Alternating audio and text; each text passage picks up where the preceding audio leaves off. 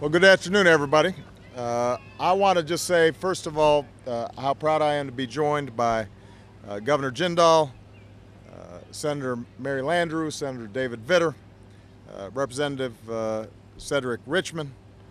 We've got Mayor Mitch Landrieu of New Orleans, St. John, the Baptist Parish President Natalie Rowbottom, and we've also got St. John the Baptist Sheriff Mike Tegre. Uh, as you can see, there has been enormous devastation in St. John's Parish, and that's not the only place that's been hard hit.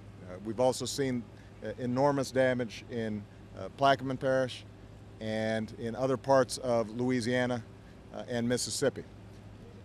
I want to commend everybody who's here for the extraordinary work that they've done in making sure that lives were saved, that although there was tremendous property damage, people were in a position to get out quickly.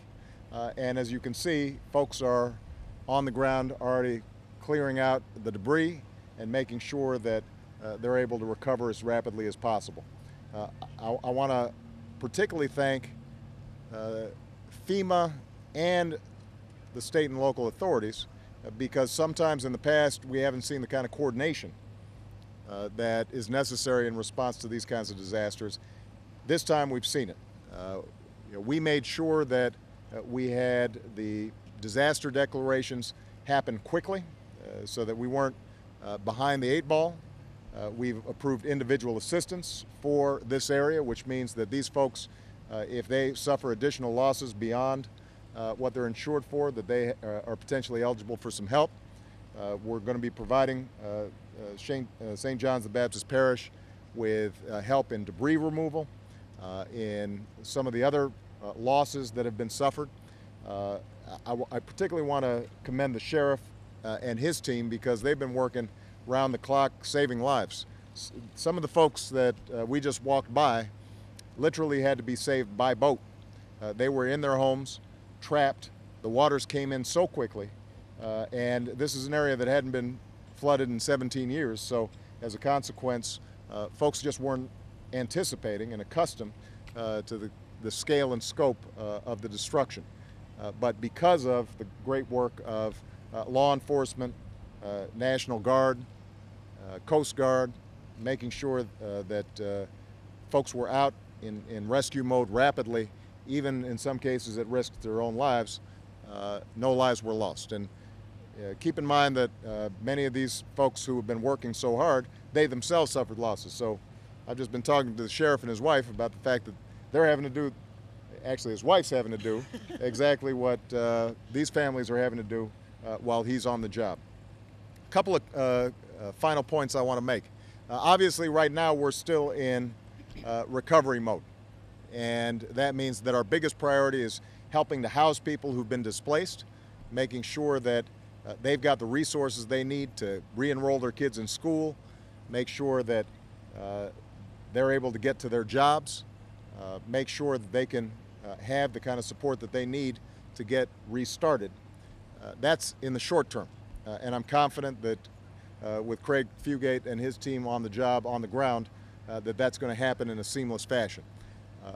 But we've got a larger issue involved here, and that is how do we anticipate these storms, and how do we make sure that an area like St. John's is protected when you have these kinds of disasters. The good news is that the Army Corps levees that were built around New Orleans and Jefferson Parish and some of these other areas worked very well, and they were done expeditiously.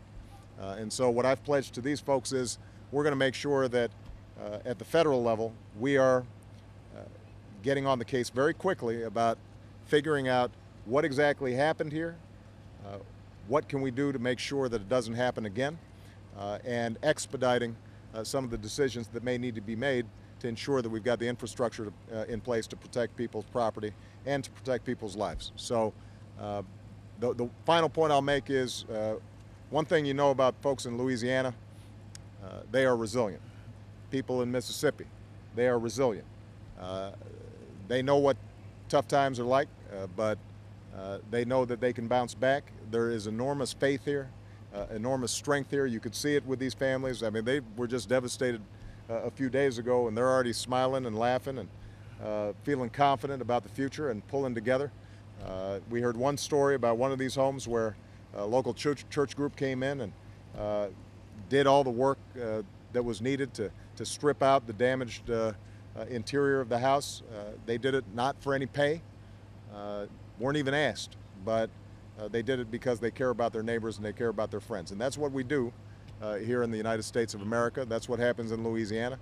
When disasters like this happen, we set aside whatever petty disagreements we may have.